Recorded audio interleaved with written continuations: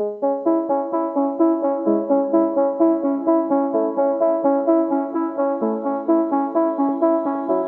is Seasons of Discontent with your hosts Rick Snyder and Matt Combs on the Hogsty Network.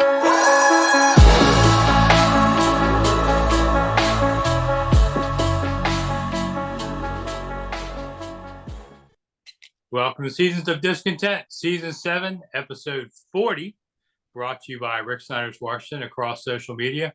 And I'm Rick Snyder. I'm Matt.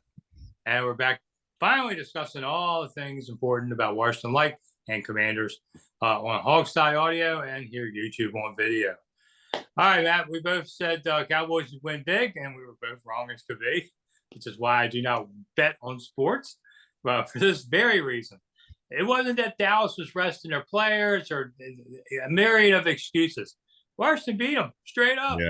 Yeah. Cowboys, I don't give the Cowboys a lot of hope in the postseason if they play like that. Yeah. You know, at one point, Dak Prescott is 10 of 30. I mean, they couldn't do anything. Their defense, it looked like they were in slow motion somehow. And, you know, Washington's playing a rookie for their first time at quarterback. They've got other rookies on the field. And it took it to them. It was an impressive 20-point win. I would say it was the biggest underdog win by Washington versus Dallas since the 87 strike game when they played half of the regulars in Dallas. I know there was a 10-point game in between these years, but to me, that was like the impossible dream. And I didn't think this one would go either, and they did it. Yeah, I mean, there was a blowout in 2012. I remember RG3's rookie year on Thanksgiving. They went down to Dallas and spanked them. But, you know, that was the number 2 overall pick in the draft. You know, like it wasn't necessarily we were underdogs. But, yeah, it was, you know, whether you want to blame it on Dallas not getting right. I mean, like you said, Dak just did not look like Dak Prescott. He couldn't even hit guys wide open in the flat. You know, he was overthrowing Pollard and Zeke. I don't know. I mean, it's just, you know, there's a couple things that you kind of take away from that game. And I know we'll go into depth about Sam Howell, but, you know, another one is where was Chris Paul all season? That guy played like a monster at guard yesterday, you know, and it has to be said that Dallas did not sit starters. Micah Parsons was out there, you know, Zeke, Pollard, Lamb, Prescott, they all played well into the fourth quarter. You know, Micah at one point was grabbing his hand because his hand was banged up, and I'm thinking, oh man, get that guy out of here. You need him for the playoffs, and he came back out the next defensive play. I don't know, man. It was like you said, it's one of those games that you just don't bet. You know, even I was watching Skip and Shannon. I think it was Friday afternoon. They're giggling and laughing and saying how, you know, the Cowboys should go to the White House to visit it because they don't even need to practice for this game. You know, Washington starting a rookie and blah, blah, blah. And then they went out there and spanked them. You know, we obviously have to thank the Cowboys special teams for, you know, not being able to catch a punt and the punter messing up trying to receive the punt, the kick to, or the hike to punt it. I can't speak today. You know, we obviously have to thank them, but besides from that, it was a pretty good butt whooping. Yeah, and Joey, you call him Joey Shanks.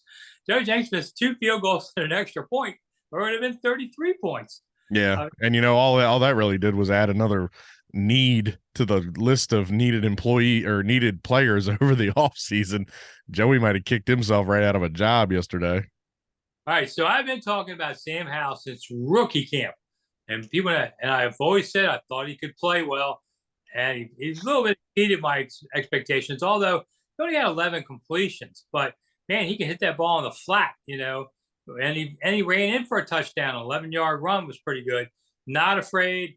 He did everything poised as I thought he would. Now, so much better than what I saw in August because then he was throwing to players. Now he's throwing to spots, and I thought, wow, does this really complicate the offseason now? Now we're not going to shut up about this for 5 months about all of it. Because what are you going to do now? To me, I think you now make Howell your starter. And I know they go, oh, not off one game. Well, Wentz isn't coming back. That money's gone. Mm-hmm. All right. So it's now Heineke. Well, Howell's better than Heineke. He's kind of the same player, but with a better arm. I'm not sure that you keep Taylor. He's an unrestricted free agent. Somebody might be crazy enough to pay him good money, not starter money, but good money, more than here. And you always have that complication of him being a crowd favorite. At least he has been. Now that Howell's done what he has, he's the crowd favorite. Washington loves the next young quarterback. So now, what are you going to, you might don't have him coming back, and Jake Fromm, they signed him today to come back. But it kind of says, all right, free agency. Are you going to go play that game again? You've been beat on it a few times in a row. Draft-wise, they're now at 16, I believe. So you can't really get the quarterback you want. You don't really want to draft up. You don't know who your owner is on all this kind of stuff. So I don't think you go your first rounder on a quarterback either. So Yeah. This is a guy who showed you suddenly, look at me, I can do it. Yeah, you hit all the points that I was going to hit. For one, I do not trust this organization or this coaching staff to evaluate a quarterback, considering all season they're telling us Hal's not ready, Hal's not ready, Hal's not ready. Well, I'm sorry, but the kid looked pretty ready to me yesterday. You have to at least give him a shot to win the job. Look, Heineke won this job off of one game, and it was the game against Tampa where we almost beat him in the playoffs. You know, the dive to the pylon. That cemented Heineke at least getting a shot in the offseason. I don't want to play the quarterback roulette game. I don't want to go try and trade for Garoppolo. I don't want to trade for Carr. And I'll say it this. Do I want a franchise guy like that or a possible franchise guy like that? Sure. But at the end of the day, you have to pay Deron Payne if you want to keep him. What's bad? What's wrong with having a rookie on a rookie contract being able to go out and get linebackers that will help this defense? Go out and either draft or sign offensive linemen. They're going to keep this kid upright. We've seen he's got an arm. He's got legs. He is a more athletic, younger, with a bigger arm, Taylor Heineke. You know, let's let the kid at least have a shot. And then, like you said, with the ownership change, Dan's not going to go out and spend $50 million on Aaron Rodgers. You know, Ron and company are not going to trade away assets. You know, they don't even know if they're going to be here. Like, they don't know what they're going to do. You roll with Hal for a year. You build your offensive line. You get linebackers. You get corners. And obviously now you need a kicker. You need a playmaking tight end because I don't think Logan is it anymore coming out off the injury. Logan Thomas has not looked the same. Bates is obviously more of a blocker. They don't want to use Armani Rogers except on stupid tight end sweeps, which I still don't understand that call.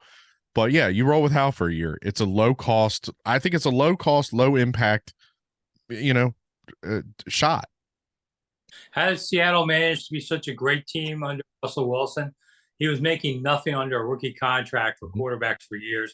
They spent that money elsewhere. That's what you can do here. Mm-hmm. So moving on, the next big question everybody asks is, what about Scott Turner?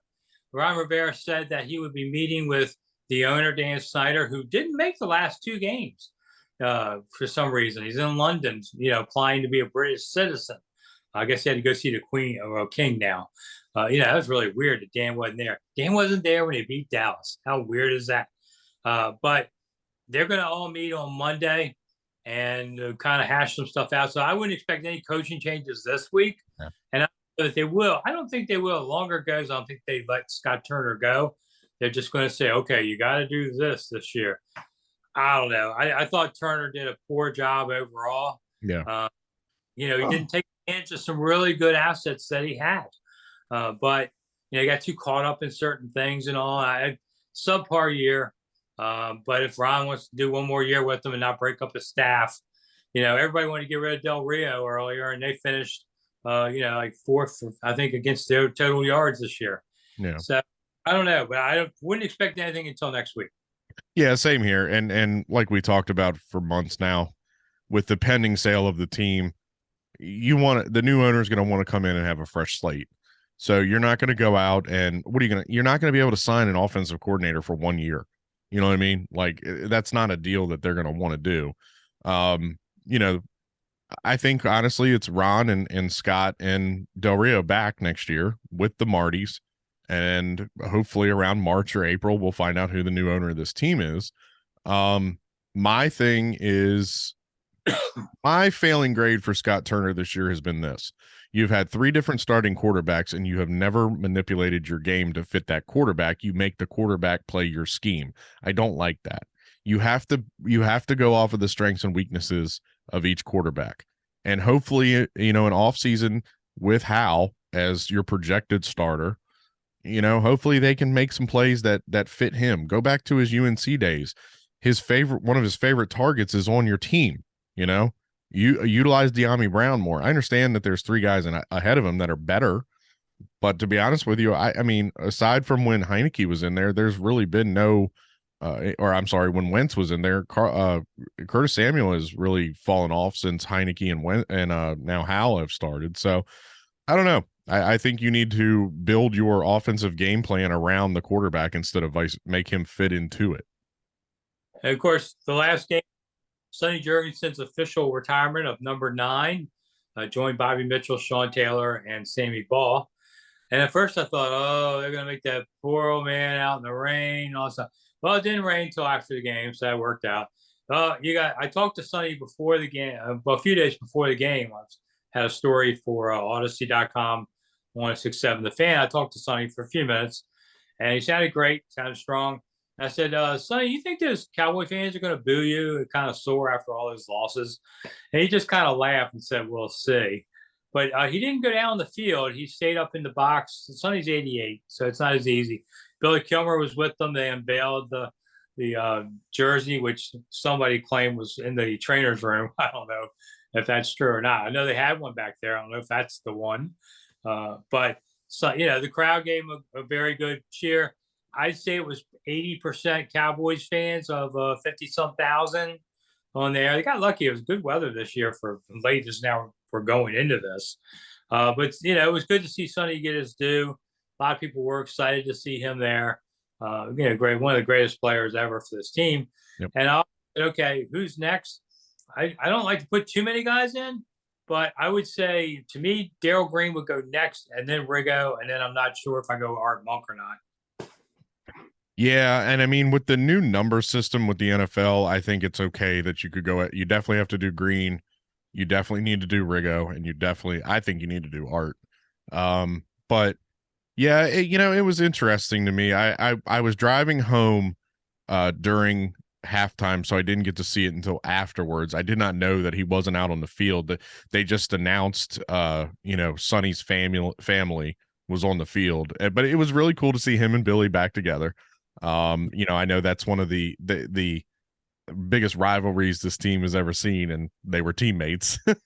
But the cool thing was, driving home, I was able to listen to the radio coverage, which they had Frank Herzog in the booth. That was pretty neat. Hearing Frank again, he's still got a pretty powerful voice. They did have to catch him. He caught himself a couple times. He wanted to say Redskins, but after 40 some years of doing this, it's kind of hard for him to just switch from Redskins to Commanders on a dime. So yeah, you know what, Rick, I will say, out of everything that they have done, this is the first thing that I feel like they got right. They botched Sean Taylor, twice. They botched the crest reveal and the name reveal and everything else this season. They ended with a good, positive thing with Sonny. Everybody got to go home happy for the off season. That's a miracle. Mm-hmm. Well, we got to get out of here. I'm Rick Snyder. I'm Matt. We'll see you on Thursday. Bye.